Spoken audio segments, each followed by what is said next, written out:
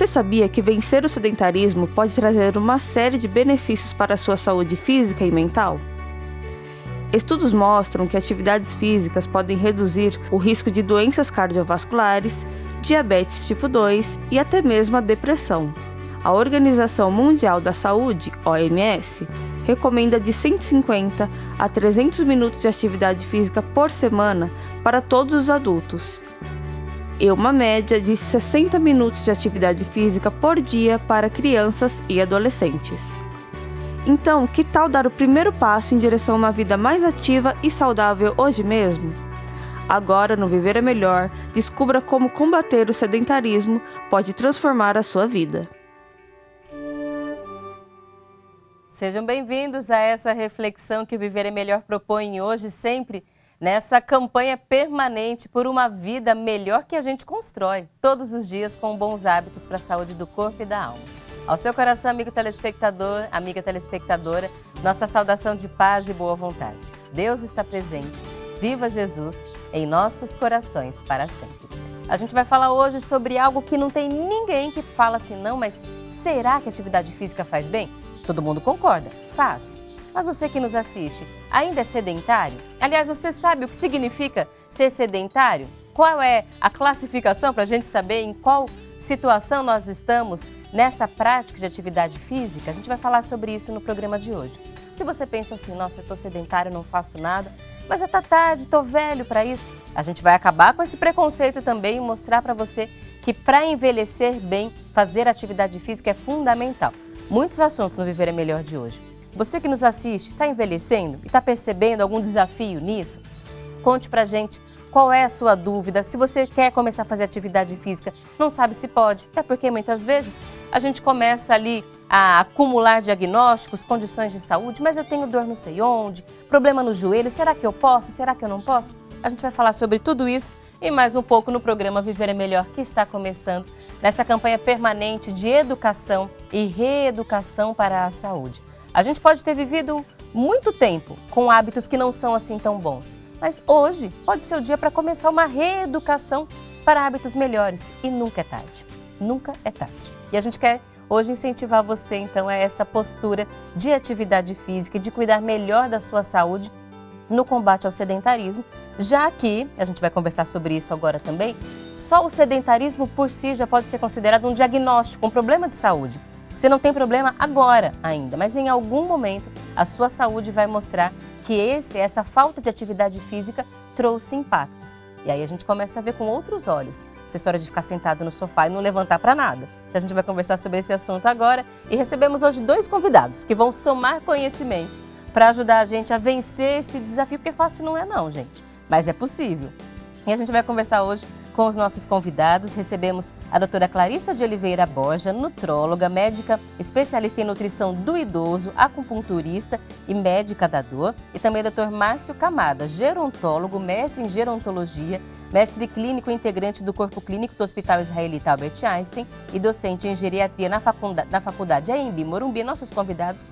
Clarissa, boa tarde, seja bem-vinda a Viver é Melhor. Boa tarde. Doutor Márcio, seja bem-vindo. Boa tarde. Boa tarde, obrigado pelo convite. Obrigada. Os dois trabalham juntos, se conhecem, então nós vamos fazer aqui um bate-papo, porque esse não é um desafio novo. Eu começo o programa falando, a gente vai falar daquilo que todo mundo já sabe, porque não tem uma especialidade que a gente converse que fale que a atividade física não faz diferença. Agora, doutor, por que é tão difícil a gente ainda conseguir sair dessa situação da preguiça, do sedentarismo, da falta de organização? Há vários motivos para o sedentarismo. E conseguir de uma vez por todas sair dessa condição. Então, eu vou fazer uma breve abertura de como nós estamos hoje. Eu lido muito, né, com o Brasil, com o povo brasileiro. Desde a pandemia 2020-21, nós estamos hoje com uma segunda pandemia, que é essa pandemia do sedentarismo. Então, como eu vou falar de idoso, o idoso, essa prática de eles ficarem 2 anos, quase que 3 anos isolados socialmente, hoje eu estou com uma segunda pandemia, que é a pandemia dos obesos, a pandemia do sarcopênico. Daqui a pouco eu explico o que é uma sarcopenia, essa perda de massa corpórea. Então, teve muito esse impacto negativo da nossa pandemia e hoje nós estamos sofrendo muito e aumentou o número muito grande. A expectativa hoje por volta de 60%, 70% dos idosos não fazem atividade física, não saem, né, do seu hábito de não fazer atividade e, principalmente, tem piorado muito a questão da qualidade de vida por causa disso. Isso piorou na pandemia? Piorou. 2021 eles ficaram muito em casa, eu fico em casa, e hoje a gente está assistindo esses idosos ainda acometidos por doenças secundárias do próprio sedentarismo, ou seja, falta de atividade física. Como os idosos ficaram reclusos, não podiam sair de casa para ser protegidos, pela maior gravidade da doença neles, eles acabaram perdendo mais funcionalidade. E quando você pergunta, por que é tão difícil, eu acho que é uma questão cultural. As pessoas, elas ligam muito a atividade física ou a um contexto socioeconômico de possibilidade, né? Então, assim, quem às vezes, né, tem a cultura do esporte na escola, etc. Essas pessoas, elas têm necessidade de fazer atividade física. Eu sou uma dessas, por exemplo, na minha escola tinha educação física, você fazia balé, você fazia vôlei, então você tinha essa cultura.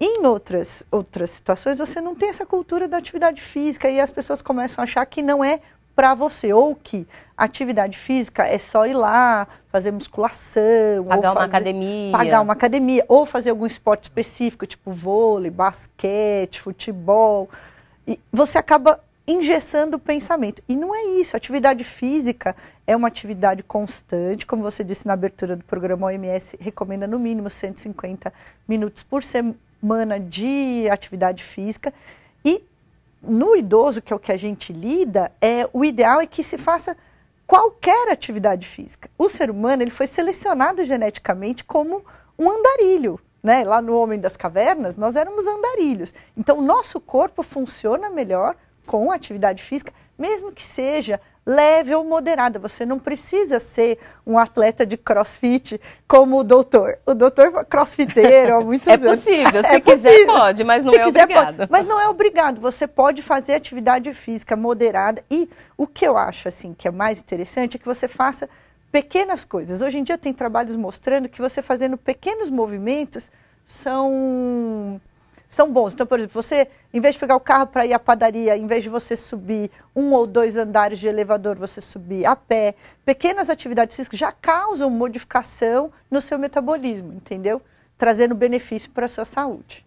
E aí, doutora, a gente vê esse efeito colateral da pandemia que trouxe impactos diversos para todo mundo, mas a gente sabe que para as crianças e para os idosos, os dois extremos foram talvez muito mais graves ainda, que a gente não vai conseguir entrar nessa discussão toda. Mas hoje o senhor olha para os seus pacientes idosos, sedentários, por motivos diversos e com que tipo de impacto na saúde? Por que hoje, e a gente estava conversando sobre isso aqui, pensar em envelhecimento hoje é fundamental, estamos vivendo mais e ponto, todo mundo vai viver bastante, a pergunta é de que jeito? Agora, quais são os impactos que o senhor vê hoje nos seus pacientes pelo sedentarismo, tanto causado pela pandemia quanto da vida? Então, são grandes os impactos. Academicamente, nós usamos um termo atividades de vida diárias. A doutora já até comentou isso. Atividades de vida diárias, tanto instrumental como atividade não instrumental, ela fica comprometida. Eu vou dar alguns exemplos que quem está em casa vai entender muito bem. Hoje eu brinco que muitos idosos não conseguem sair do solo. Ele não consegue, ele não tem a capacidade, ele cai no chão, não consegue porque ele perdeu a musculatura, perdeu a mobilidade, perdeu o que a gente fala, a flexibilidade. Então a gente brinca, joga alguma coisa no chão. Muitos idosos, por a questão não só da obesidade, mas a questão até da flexibilidade, ele perdeu completamente o aspecto de funcionalidade, ele não está funcional, ele não consegue agachar. O vaso sanitário passa a ser um desafio, tanto é que a gente coloca barras de proteção, barras de acesso, porque ele já não consegue mais fazer uma o corpo dele não tem mais flexibilidade. E isso é tão simples, não tem remédio para isso. Hoje o melhor remédio, o remédio mais ideal é o que a gente fala, atividade física. E eu ia deixar para o final, mas eu vou comentar agora, o mito que idoso não faz exercício físico. Isso é mito, gente. Nós temos hoje bastantes profissionais de educadores físicos, fisioterapeutas que adaptam qualquer atividade física para o idoso, justamente para eu não ter esse termo científico, que é a sarcopenia, que é bem simples. É a perda da massa muscular. Você perdendo músculo, você vai perder atividades de vida diária.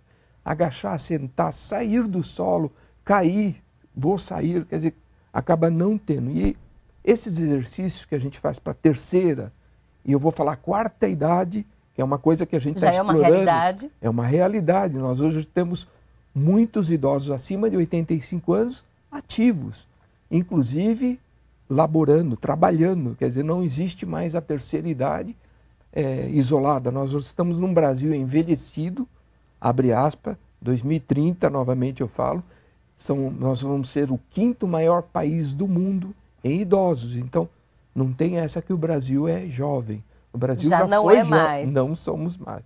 Então, essa atividade de vida diária é muito comprometida. E a gente está vendo aqui um exemplo, e essa ilustração é um profissional orientando uma senhora. Quantos anos ela tem? 100 anos. 100 anos. Colocaram essa imagem, porque é exatamente isso que a gente pede para voltar a ter a massa muscular.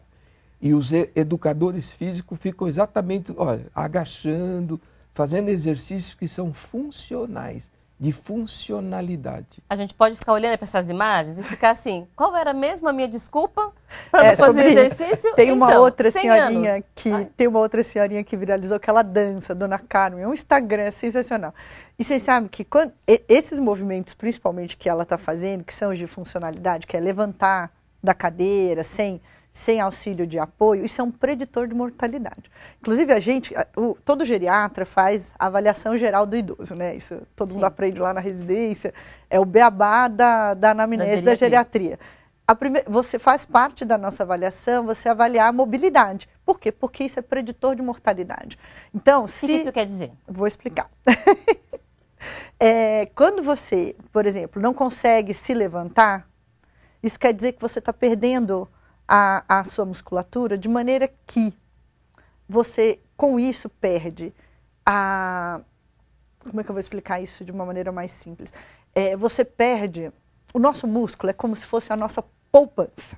Sabe quando você guarda o seu dinheiro? É isso. A sua massa muscular é aquilo que vai te trazer saúde. Conforme você perde a sua massa muscular, é como se você entrasse no cheque especial. Tá. Então você vai perdendo, esse é o conceito de fragilidade. A gente vai perdendo a capacidade de se sustentar. De se sustentar e de reagir. A gente sabe, por exemplo, que o seu sistema imunológico funciona melhor conforme a massa muscular. Por exemplo, dose de quimioterápico, você às vezes calcula pela massa muscular do doente. Então a sua massa muscular, ela fala muito mais do que só o tônus, ou uma coxa bem torneada, ou um bumbum para cima. Ela fala como está a sua saúde, de fato, entende? Então, quando você tem um idoso que não consegue se levantar, esse idoso vai morrer mais rápido do que do que o que se levanta sem apoio. Isso significa ser preditor de mortalidade. Então, todo idoso que tem... Tanto que a gente fala, né, na geriatria, que o exercício do idoso é musculação, né? Parece uma coisa, um contrassenso, mas o exercício do idoso é musculação. Para justamente melhorar. E a gente tem milhões de trabalhos, assim, que determinados grupos musculares são muito importantes, né? A musculatura do core, por exemplo, que sustenta os seus órgãos, suas vísceras, né? Então, sustenta a sua coluna, isso diminui risco de queda, diminui risco de fratura. Então, melhora a postura, melhora a postura, melhora a funcionalidade dos órgãos internos. Se você fica mais assim, você tem pior funcionalidade. Por exemplo, se você tem um idoso acamado, como ele não se movimenta, ele tem mais pneumonia do que um idoso que se movimenta, que caminha, que anda, que cozinha, entendeu? Então, realmente, a sua massa muscular é a sua reserva de saúde. A gente pensa em poupança para envelhecer? Tu não fala, preciso fazer poupança, ter dinheiro, porque a aposentadoria não sei... Tem que ter poupança muscular agora também. Tem que pensar em outro tipo de poupança. Eu sempre faço essa analogia porque as pessoas entendem. Entendem rapidamente. Agora, doutor, o senhor falou que o senhor queria quebrar o mito de que idoso não faz atividade física. E o senhor é um exemplo disso, porque faz crossfit, que muito jovem fala, não aguento crossfit. Agora, doutor... Fazendo propaganda aqui. Mas para mostrar que até aquilo que fala assim, não, isso não é para idoso. Não existe isso. Tem idoso que não vai para academia porque tem vergonha, porque fala, os jovens ficam me olhando torto. Deixa eles. O importante é cada um cuidar de si e entender que lugar de idoso é em todo lugar. Todos seremos idosos, se tudo der certo. Então, eu queria que o senhor falasse sobre um desses mitos, que é assim, o idoso fala, nossa, mas eu tenho dor, ou eu tenho hipertensão, ou eu tenho diabetes, e fica com medo de começar, como se algum diagnóstico desse distanciasse ele da atividade física. Isso é verdade? Tem alguma preocupação? Qual deve ser a orientação? Então, a preocupação sempre é da cardiovascular. Vamos lembrar um pouquinho do que se morre hoje no nosso país, no Brasil, no mundo. Então, são mortes em idosos, ou é distúrbio cardiovascular ou é distúrbio cerebral. Então, você lembrando desses itens, obviamente hoje, tanto nós, geriatra, como o educador físico, a gente faz uma breve avaliação do idoso, da capacidade, na função dele, capacidade vital dele. Obviamente que eu não vou pedir para um idoso com duas artroses, com artrose de joelho, com muita dor, fazer muito exercício de funcionalidade, onde ele tenha muito mais dor do que a melhoria do exercício. A gente adapta. É bem importante eu falar isso, que todo educador físico hoje, quando recebe um idoso com alguma comorbidade, com alguma doença que impacta na mobilidade dele, ele vai adaptar. Então, não existe hoje, desculpa eu falar para todo mundo que está em casa, que fala, não, mas eu não posso. Não existe. Tudo é adaptável. Tanto é que nós acabamos de ver uma senhora de 100 anos com a mobilidade reduzida, que ela não tem mais velocidade, mas não significa que ela não pode erguer um peso, não significa que ela não pode agachar um pouquinho, ou como ela estava de pé, mobilizando, movimentando a panturrilha, que é um músculo muito importante para a questão do caminhar. Então, desculpa, não existe desculpa para ficar sentado em frente numa televisão 12 horas por dia e não se movimentar. Hoje a gente está conversando sobre o combate ao sedentarismo, a importância de manter o corpo ativo, não só o corpo, a gente sempre fala, manter o corpo, a mente, a alma, todos ativos, com bons hábitos. E a gente está falando sobre isso especialmente para o envelhecimento, associando esse assunto ao idoso. De uma forma geral, todas as faixas etárias têm que dar atenção para esse tema. A gente, no destaque do programa, falou, por exemplo, que as crianças precisam fazer 60 minutos de atividade diária. As nossas crianças, muitas não fazem isso. Então já começa aí a nossa preocupação. Basta ver que a obesidade aumentou entre crianças, o diabetes tipo 2 aumentou entre crianças. A adolescência também, outro tipo de problema, todos nós precisamos. Mas o nosso olhar hoje é para frente, para a gente pensar no envelhecimento e como envelhecer bem. E a gente retoma a conversa com o Dr. Márcio Camada, gerontólogo, também com a doutora Clarissa Borja, nutróloga, os dois trazendo a experiência de cuidar das pessoas que estão envelhecendo para que envelheçam bem. E aí eu queria retomar aqui um conceito que a gente tinha há muito tempo, que já vem mudando, e inclusive a medicina ajuda nisso, de que envelhecer significa adoecer. A gente, hoje, o senhor fala de pacientes na quarta idade, acima dos 85, bem ativos, é real a gente pensar hoje no envelhecimento bom. Mas o que a gente precisa fazer para que ele seja a minha história? Foi bom você lembrar isso, porque há pouco tempo nós fizemos uma campanha, cheio de campanhas hoje, mas não tem muito tempo, do ageísmo. Sim. O ageísmo é uma palavra que se diz contra o idoso, porque o idoso é velho, ele é esquecido, ele está gagá, ele não precisa fazer exercício, porque ele já é velhinho, tadinho. Então, esse ageísmo, o Brasil por muito tempo ainda considera que o idoso é incapaz. Sim. Muito ao contrário. Acabei de falar que o Brasil já envelheceu, nós estamos aí batendo a quarta idade e eu, graças a Deus, tenho pacientes centenários, tenho vários pacientes que já chegaram na curva dos 100 anos. Então, nós precisamos, primeira coisa, tirar esse ageísmo do linguajar, ou seja, esse ismo, penso que, e o idoso não é desse jeito. Na verdade, eu tenho um idoso pleno, 85 anos, com atividades laborais, trabalhando. Inclusive, é um regresso, que na verdade nós precisamos de novo ter essa introdução.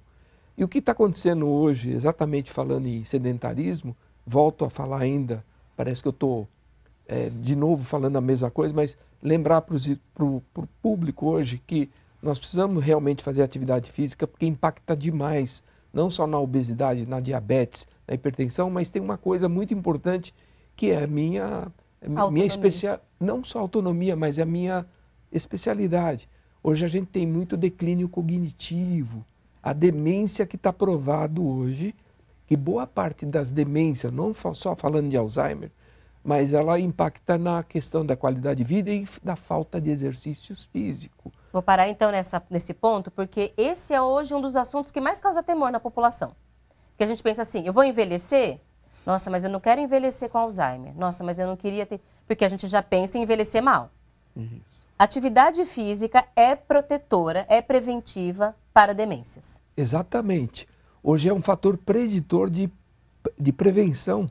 A atividade física já tem trabalho científico no mundo inteiro dizendo que se a prática de atividade física prorroga, porque tem a parte de herança hereditária, mas ela posterga o aparecimento do declínio, inicialmente como declínio e posteriormente como demência. Lembrando, aí é aula, algumas letras D, né, delírio, demência e principalmente depressão, elas são muito ligadas, então muitas vezes nas casas, né, meu pai está com depressão e ele já está com declínio cognitivo. E se você diferencia isso, por isso que a gente pede, tem que começar a atividade física o mais cedo, porque ele é preditor e conserva a questão da qualidade mental. Porque, na verdade, o exercício físico ativa, né, algumas endorfinas, aí falando um pouco de médico, né, ativam alguns ajustes bioquímicos que facilita. Todo mundo que faz exercício sabe o quanto faz falta, o quanto me deixa feliz. Dor no corpo? Normal, todos temos, mas me dá um prazer, uma felicidade pós-exercício físico. A gente pode dizer, então, que os pacientes que o senhor conhece, por exemplo, que envelheceram bem, que chegaram aos 100 anos, que estão acima dos 85 ativos, que foram pessoas físicas, ativamente físicas? Todos. A maior parte que chegou, passou a barreira dos 85, 90, a vida toda foram ativos fisicamente. Fisicamente e sempre movimentando, inclusive cognitivo. Ou seja, eles trabalharam até 80, 85 anos, trabalham ainda, obviamente não fisicamente, mas eles trabalham o cognitivo. Sim. Estão sempre mobilizando, sempre fazendo conta, sempre fazendo alguma atividade para eles, ou seja, para a família. E não precisa ser muito. Eu digo que hoje eu, como novo avô, eu digo tem até trabalho científico onde o cuidado com o neto faz com que o idoso tenha uma atividade um pouco mais desgastante. Um simples cuidar, ficar 3, 4 horas com um jovem em casa, com uma criança, já faz com que o idoso saia daquele ficar sentado olhando televisão ou ficar sentado fazendo nada, né? Então é isso que a gente fala. Por isso que eu falei, é adaptativo, não existe motivo de você não querer fazer atividade. Os mitos são exatamente isso. O ismo, o ageísmo, eu estou velho, eu não preciso mais disso, eu não posso isso. Isso é uma barreira que a família é um ponto muito importante. A Camila me perguntou se existe um ponto importante. Assim, o meio que o idoso vive, principalmente o apoio, o asseio familiar, esse tem que dar muita abertura para que o idoso possa voltar à academia ou voltar a fazer uma atividade. Eu não preciso contratar um personal para fazer, mas eu preciso uma orientação do que eu posso fazer.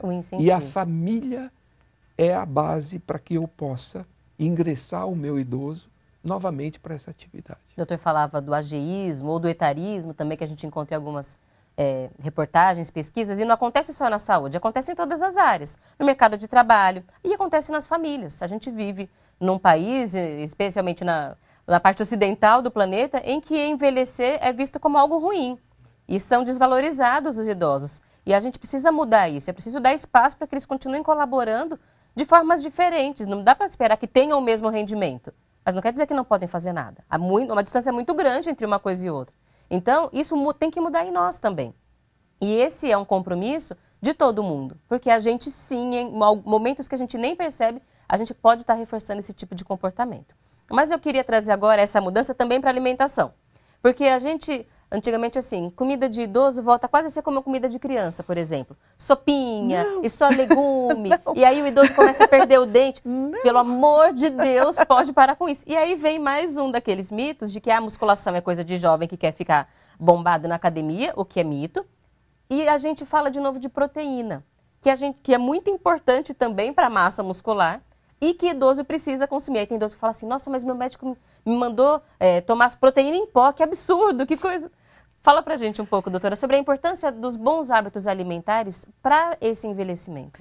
Então, o idoso, ao contrário, ele precisa de mais proteína do que o jovem. Primeiro mito, primeiro mito quebrado, assim. O adulto jovem, ele é para ingerir em média entre 0,6 a 0,83 gramas de proteína por quilo, né? O idoso é 1,2, é 40% mais. É o recomendado você ingerir 1,2 gramas de proteína por quilo. Isso quer dizer que, na verdade, assim, a dieta, a gente, né, hoje em dia nas mídias sociais a gente tem a febre das dietas, né? Sim. Cada dia é uma nova, etc. Mas a dieta da longevidade, ela é hiperproteica e hipocalórica. Essa é a melhor dieta que existe. Hiperproteica, então, é bastante proteína. Bastante proteína e pouca caloria. Por quê? Porque o idoso ele vai precisando mais de reposição de aminoácidos, porque ele vai inflamando. Então, uma vez que ele envelhecer e inflamar, né? Quando você inflama, você passa a consumir mais a sua proteína. Então, você acaba necessitando repor mais, entende? O idoso, assim, você falou da proteína em pó, elas são ótimas. A gente suplementa muito o idoso hoje em dia, né? Mas não é a primeira opção. Não, eu sempre sou favorável à dieta mais naturista mesmo. Comida, é isso. Eu gosto de dar comida para as pessoas. E eu brinco que o Brasil tem 11 mil quilômetros de costa e o brasileiro não come peixe. Eu não conformo com isso, gente. Não conformo com isso. Por quê? Tem muito peixe para a gente comer. E peixe é barato. Você não precisa comer salmão que não dá no Brasil. Você vai comer sardinha, que nós temos em abundância, que é um peixe cartilaginoso e super proteico, com uma gordura excelente. Então, a grande recomendação é que se coma. E proteína não é só leite, né?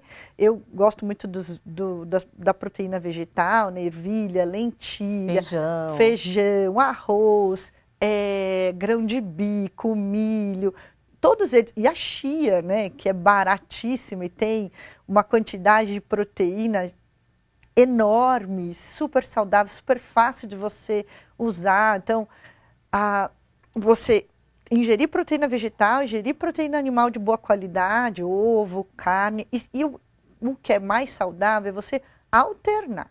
Essa que é a dieta que é boa para você. Você um dia come carne de frango, outro dia come carne de boi, outro dia, se for possível, carne de carneiro, peixe. Tem que comer peixe pelo menos uma vez por semana. Os países mais longevos são aqueles que têm maior ingesta de proteína marinha. Japão e Espanha, né? São os países mais longevos do mundo. Japão e Espanha, os dois têm uma ingestão de peixe em grande quantidade, porque carne é difícil. Não dá uma ilhazinha desse tamanho, não dá para você ter gado, né? É muito mais fácil você pescar. E é uma dieta hipocalórica. O problema é que, em questão de custo, é mais barato você comprar um macarrão do que você comprar um pacotinho de lentilha. Ou a sardinha é barato, mas é mais barato você comprar um pacote de macarrão do que uma lentilha. Mas o custo disso, a longo prazo, ele se reverte completamente. O gasto vai vir de outro jeito. E de um jeito irreversível, porque aquilo que você não constrói, não tem como tentar você... Não guardou dinheiro, não adianta querer ir para o banco você gostou fazer da o minha saque. analogia? É ótimo, porque a gente consegue explicar facinho. É facinho não tem de dinheiro entender, na conta, né? não adianta tentar fazer o saque. Isso, não adianta. Não vai dar certo. E assim, voltando à sua pergunta anterior para o doutor, tem um trabalho muito bonito que fala assim, que o grande fator de longevidade são as relações. Sim. Esse trabalho é lindo. E uma coisa que eu acho que é importantíssima, que vai juntar todos esses assuntos, é que ninguém gosta de comer sozinho, ninguém faz atividade física sozinho. Então, quando você faz atividade física, normalmente é uma atividade gregária. E você melhora as suas relações. As pessoas têm um entendimento de que envelhecer é se isolar. Sim. E não é real isso. Não é real isso. Você tem que construir situações para que você se agregue. E assim, às vezes, a gente tem uma tendência no mundo que as famílias sejam cada vez menores, né? A minha avó teve 8 filhos. Meu pai teve 5. Eu não tive filhos, entende? É o caminho, é o caminho em todos os países, inclusive. Em todos os países. Então, você buscar atividades que sejam gregárias, elas são, é um caminho de saúde para a população. Então, você vai fazer atividade física com outras pessoas, aí você vai se alimentar junto com essas pessoas. Com um fator de desnutrição é que o idoso não cozinha para ele sozinho. Sim. Aí eles param de comer. Perde a vontade de cozinhar. Aí eles começam a comer aquilo que é hipercalórico, porque é fácil de fazer. Sim. Você vai lá e faz um macarrão instantâneo, ou você pega uma comida pronta, que não tem nada de proteína, tem um mundo de gordura, um mundo de carboidrato ruim, porque não é um carboidrato que vai te trazer energia, ao contrário, você come essas comidas, você tem vontade de dormir. Você não come e fala, nossa, que legal, agora eu vou... sei lá, fazer o meu jardim, podar minhas plantas. Não, você come e você tem sono, porque o seu organismo ele despende energia para metabolizar isso. Então, você acaba fazendo o que é mais rápido e menos nutritivo para ti. Para a gente concluir, vou fazer uma pergunta para a gente responder rapidinho. Maria Lúcia, de Brasília, Distrito Federal, e Maria Lúcia tem 82 anos e é vegetariana. Aí a pergunta é, como enriquecer minha alimentação com proteína vegetal? Grão de bico é indicado? Grão de bico é maravilhoso. Grão de bico tem um teor de proteína muito alto. A melhor é a lentilha, né? Dos grãos que tem mais proteína depois da chia, a chia é o campeão de audiência. Os maias diziam que era o ouro. Era a dieta dos deuses, que ela realmente é muito, muito proteica e barata. No Brasil é muito barato. Então, chia, grão de bico. Chia, grão de bico, lentilha, ervilha, soja. A gente sempre prefere soja orgânica, porque ela daí não é transgênica, você realmente tem uma porcentagem de proteína maior. Mesmo o trigo em grão, a aveia em grão, todos eles são super proteicos. E a gente viu que esse assunto rende muita conversa, então convite já para vocês voltarem ao programa, porque o tempo com certeza não foi suficiente. A gente agradece Dr. Márcio Camada, gerontólogo, mestre em gerontologia, médico integrante do Corpo Clínico do Hospital Israelita Albert Einstein, docente em geriatria na Faculdade Anhembi Morumbi. Doutor, seja sempre bem-vindo. Muito obrigada pela conversa. Muito obrigado pela oportunidade e o convite. Nós agradecemos também a doutora Clarissa de Oliveira Borja, nutróloga, especialista em nutrição do idoso, acupunturista, médica da dor. Doutora, seja sempre bem-vinda também. Obrigada, muito obrigada pelo convite.